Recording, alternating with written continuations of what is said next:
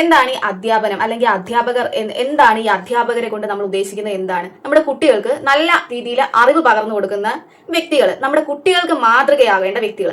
Hi hello എല്ലാവർക്കും നമസ്കാരം. നമ്മുടെ പുതിയ വീഡിയോയിലേക്ക് സ്വാഗതം.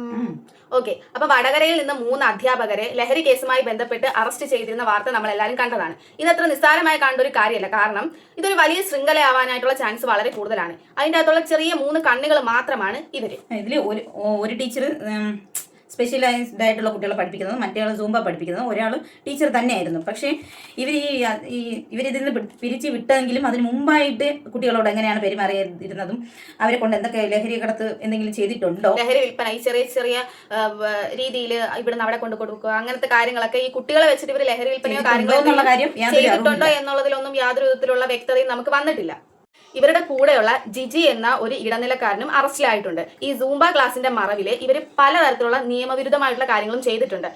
മീൻസ് ഇപ്പോൾ ഈ സ്ത്രീകളെ കൊണ്ടുവന്നിട്ട് അനാശാസ്യ പ്രവർത്തനങ്ങൾ, അതുപോലുള്ള കാര്യങ്ങളൊക്കെ, ഈ ഭക്ഷണ വസ്തുക്കളൊക്കെ വിറ്റാണ് ഇവർ ഇതിലേക്ക് യുവാക്കളെയൊക്കെ ആകർഷിച്ചുകൊണ്ടിരുന്നത്. പിന്നെ കുട്ടികളെ ഇതിൽ ഉൾപ്പെടുത്തിയിട്ടുണ്ടോ എന്നുള്ള കാര്യത്തിൽ ഒരു വ്യക്തത വന്നിട്ടില്ല എന്നുള്ളൊരു കാര്യം ഞങ്ങൾ നേരത്തെ പറഞ്ഞിട്ടുണ്ടായിരുന്നില്ല. അപ്പൊ അതിനെക്കുറിച്ചൊക്കെ പോലീസ് അന്വേഷിച്ച് വരുന്നുണ്ട് എന്നാണ് അറിയാൻ കഴിഞ്ഞത്. കൂടുതലായിട്ടുള്ള വിവരങ്ങൾ പുറത്തു വരും.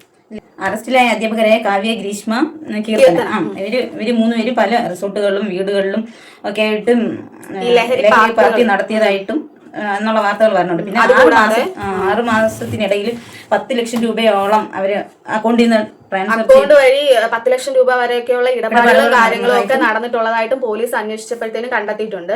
അപ്പം ഇതിന്റെ കൂടുതലായിട്ടുള്ള വിവരങ്ങളും കാര്യങ്ങളൊക്കെ ഇപ്പൊ പുറത്ത് വന്നുകൊണ്ടിരിക്കുന്നതേ ഉള്ളൂ. ഓക്കെ, ഞങ്ങൾ ഒരു കാര്യം ചോദിക്കട്ടെ. എന്താണ് ഈ അധ്യാപനം അല്ലെങ്കിൽ അധ്യാപകർ?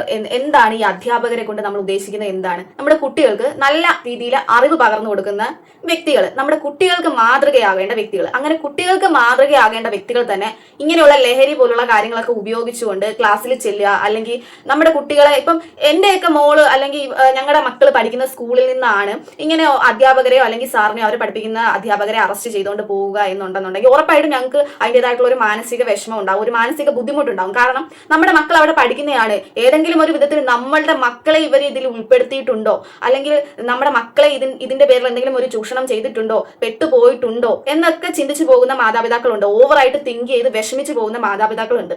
ഈ അധ്യാപനം എന്ന് പറയുന്നത് കുട്ടികൾക്ക് അറിവ് പകർന്നു കൊടുക്കുന്നവർ മാത്രമല്ല, അവരുടെ സ്വഭാവത്തെയും അവരുടെ മൂല്യബോധത്തെയും ഒക്കെ ബാധിക്കുന്ന ഒരു മാതൃക തന്നെയാണ് ഈ അധ്യാപനം എന്ന് പറയുന്നത്. അല്ലാതെ ഇമാതിരി ചീപ്പായിട്ടുള്ള ആളുകളൊക്കെ എങ്ങനെയാണ് ഈ അധ്യാപന വൃത്തിയിലേക്ക് വന്നത് എന്നാണ് നമുക്ക് മനസ്സിലാക്കാനായിട്ട് സാധിക്കാത്തത്. ഇവരൊക്കെ എങ്ങനെയാണ് ഈ ഒരു പൊസിഷനിൽ എത്തിയത്, അല്ലെങ്കിൽ ഇവിടെ എത്തിയതിന് ശേഷമാണോ ഇവർ ഇങ്ങനെയൊക്കെ ആയി തീർന്നത് എന്നൊന്നും മനസ്സിലാവുന്നില്ല. കാരണം കുട്ടികളെ പഠിപ്പിച്ചു കൊടുക്കേണ്ട അധ്യാപകർ തന്നെ ഈ രീതിയിലൊക്കെ കാണിക്കുന്ന സമയത്ത് പിന്നെ ഈ നമ്മുടെ സമൂഹം എങ്ങനെ നന്നാവാനാണ്?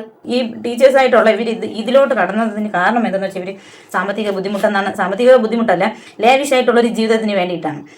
2 പേര് ഡിവോഴ്സ് ആയിട്ടുള്ളവർ, മറ്റൊരാൾ കുടുംബ പ്രശ്നമായിട്ട് പിരിഞ്ഞ് നിൽക്കുന്ന ഒരു വ്യക്തിയാണ്. അപ്പോൾ ഇവർക്ക് പുറത്തു നിന്നുള്ളൊരു വരുമാനം എന്ന ഈ അധ്യാപനം എന്നതിനുപരി അപ്പുറം പുറത്തു നിന്നുള്ളൊരു വരുമാനം എന്ന രീതിക്കാണ് ഇതിലോട്ട് കടന്നത്. അതാണ് ഇവർ ഏറ്റവും വലിയ പ്രശ്നം. എന്തായാലും ഇത്തരത്തിലുള്ള കാര്യങ്ങൾ അധ്യാപകർ തന്നെ ചെയ്യുമ്പോൾ പിന്നെ കുട്ടികളെ നന്നാക്കുക എന്നുള്ള ഒരു ഉദ്ദേശത്തോടെ നമ്മൾ പിള്ളേരെ സ്കൂളിൽ വിടുന്ന ഒരു കാര്യം ആലോചിക്കാൻ നമ്മൾ ടീച്ചേഴ്സ് എന്ന് പറഞ്ഞാൽ നമ്മൾ വീട് കഴിഞ്ഞ് സ്കൂളിലോട്ട് ചെല്ലുമ്പോഴത്തേക്ക് അമ്മയും അച്ഛനും നമ്മളെക്കാൾ കൂടുതൽ ടീച്ചേഴ്സുമായിട്ടാണ് നമ്മുടെ കുട്ടികൾ സമയം അവർ പോകുന്നത്. ഇപ്പൊ രാവിലെ എങ്ങനെ പോയാലും ഒരു 9 മണിയൊക്കെ ആകുമ്പോഴത്തേനും നമ്മുടെ മക്കളെ നമ്മൾ സ്കൂളിലേക്ക് വിടും. ഈ 9 മണി മുതൽ ചില സ്കൂളുകളിൽ 3 മണി വരെ, ചില സ്കൂളുകളിൽ 4 മണി വരെ, ചിലയിടത്ത് 5 മണി വരെ ഏറ്റവും കൂടുതൽ കുട്ടികൾ ചെലവഴിക്കുന്നത് അധ്യാപകരുടെ കൂടെയാണ്. അവരുടെ കയ്യിൽ നിന്ന് കിട്ടുന്നതും അല്ലെങ്കിൽ അവർ പകർന്നു കൊടുക്കുന്നതും ഒക്കെ ആയിട്ടുള്ള അറിവുകളാണ് അവരെ കൂടുതലായിട്ടും സ്വാധീനിക്കുന്നത്. ഈ വാർത്ത കണ്ടപ്പോൾ തന്നെ എൻ്റെ അടുത്ത് ഞാൻ പറഞ്ഞ പോലെ സംഭവം എന്ന് വെച്ചാൽ നമ്മൾ സ്കൂൾ കഴിഞ്ഞ് ഹോംവർക്ക് എഴുതാനായിട്ട് കുട്ടികൾ, എൻ്റെ ഇളയാൾ LKG പഠിക്കുകയാണ്. അപ്പോൾ ആൾ ഇരിക്കുമ്പോഴുണ്ട് നമ്മൾ എഴുതി കൊടുക്കുമ്പോഴത്തേക്ക് ചെറിയൊരു അടയാളം മാറിയാൽ പോലും അമ്മ ചെയ്യുന്നത് തെറ്റാണ്, അമ്മയ്ക്ക് ഇത് അറിയില്ല, ടീച്ചർ പറയുന്നത് അതാണ് അവർക്ക് ശരി, ടീച്ചർ ഇങ്ങനെ എഴുതിയിട്ടുണ്ട്, ഇത് കഴിഞ്ഞ് ഇങ്ങനെ ഒരു അടയാളമുണ്ട്, അതൊക്കെ ഇവർ ശ്രദ്ധിച്ചിരിക്കണം. അപ്പോൾ ഈ ടീച്ചേഴ്സിനെ അവർ എന്തുമാത്രം ശ്രദ്ധിക്കണമുണ്ടെന്നുള്ളത് മനസ്സിലാക്കേണ്ട ഒരു കാര്യമാണ്. നല്ലത് കണ്ടു കഴിഞ്ഞാൽ അത് അനുകരിക്കുക എന്നുള്ളത് കുറച്ച് പാടാണ്. പക്ഷെ ഒരു മോശം കാര്യം പെട്ടെന്ന് അട്രാക്ട് ചെയ്ത് അത് അനുകരിക്കും. അതാണ് എല്ലാവർക്കും ഇഷ്ടം. അപ്പം കുട്ടികളെ പഠിപ്പിക്കുന്നത് തന്നെ ഇങ്ങനെ ചെയ്യുമ്പോൾ കുട്ടികളും അത് അനുകരിക്കും. നമ്മളിപ്പം അതിനെ മാനസികമായിട്ട് ഒരുപാട് ബുദ്ധിമുട്ടുകൾ അതിന്റെ പേരൻസും അനുഭവിക്കും. ഇതെല്ലാം ബാധിക്കുന്നത് നമ്മുടെ കുട്ടികളെ തന്നെയാണ്. ഈ ഇങ്ങനെയുള്ളവരെ പിരിച്ചുവിട്ടിട്ടൊന്നും കാര്യമില്ല, തക്കതായിട്ടുള്ള ശിക്ഷ കൊടുക്കണം. അതുപോലെ തന്നെ ഇങ്ങനെയുള്ള കാര്യങ്ങളൊക്കെ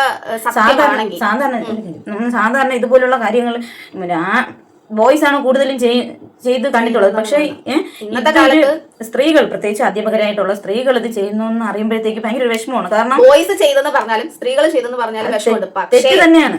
പക്ഷേ സ്ത്രീകളാണ് ഇത് ചെയ്യുന്നു. കൂടുതൽ പേർക്കും തെറ്റിദ്ധാരണയുണ്ട്. താടിയും മുടിയും ഒക്കെ വളർത്തി നടക്കുന്ന ആമ്പിള്ളേര് കഞ്ചാവാണ്, ലഹരിയാണ്. ഇപ്പൊ അങ്ങനെയൊന്നും ഇല്ല. ഇപ്പം സ്മാർട്ട് ആയിട്ടുള്ളവരും മിണ്ടാപ്പൂച്ച തല ഉടയ്ക്കുമെന്ന് കേട്ടിട്ടുണ്ട്. അതുപോലെയാണ് ഇപ്പൊ പെൺപിള്ളേരാണ് ഏറ്റവും കൂടുതൽ മുമ്പിൽ നിൽക്കുന്നത്. അടിവസ്ത്രത്തിൽ ഒളിപ്പിച്ചുകൊണ്ട് വന്ന് MDMA പിടിച്ചു, മുടിക്കെട്ടിന്റെ അകത്ത് ഒളിപ്പിച്ചുകൊണ്ട് വന്ന് MDMA പിടിച്ചു എന്നൊക്കെയുള്ള വാർത്ത നമ്മൾ കേൾക്കുന്നതല്ലേ. ഇപ്പൊ ബോയ്സിനേക്കാൾ കൂടുതൽ ലഹരി ഉപയോഗിക്കുന്നത് പെണ്ണുങ്ങളാണ്, പെൺകുട്ടികളാണ് ഉപയോഗിക്കുന്നത്. അതും സ്കൂളിൽ പഠിക്കുന്ന കുട്ടികളാണ്. ഇവർക്കൊക്കെ ഇത് എവിടുന്നാ കിട്ടുന്നത്? ഈ സ്കൂളിൽ പഠിക്കുന്ന കുട്ടികൾക്കൊക്കെ ഇത് എവിടുന്നാ കിട്ടുന്നത്? ഇവർ എന്ത് കൊടുത്തിട്ടായിരിക്കും ഇവരിത് വാങ്ങുന്നത്?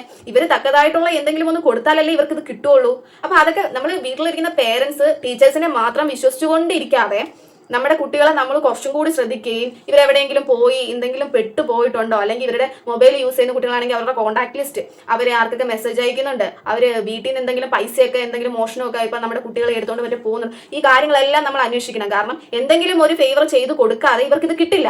ഈ സ്കൂളിൽ പഠിക്കുന്ന കുട്ടികൾക്ക് എന്തെങ്കിലും ഒരു ഉപയോഗം ഇവരെ കൊണ്ടുണ്ടെങ്കിൽ ഇവർക്ക് ഈ സാധനം കൊടുക്കുകയുള്ളൂ. ഒന്നെങ്കിൽ പൈസ, അല്ലെങ്കിൽ വേറെ ആർക്കെങ്കിലും എത്തിച്ചു കൊടുക്കുക. ഇങ്ങനെയുള്ള കാര്യങ്ങളൊക്കെ ചെയ്തു കഴിഞ്ഞാൽ മാത്രമേ ഇവർക്കും ഇത് കിട്ടുള്ളൂ. അപ്പം കുറെ കാലം ഉപയോഗിച്ച് കഴിയുമ്പോൾ പിന്നീട് ഇത് ഇവർക്ക് കിട്ടാതെ വരുമ്പോൾ ഇവർ പറയുന്നത് എന്തും ചെയ്യാം എന്നുള്ള രീതിയിലേക്ക് നമ്മുടെ മക്കളെ അവർ മാറ്റിയെടുക്കും.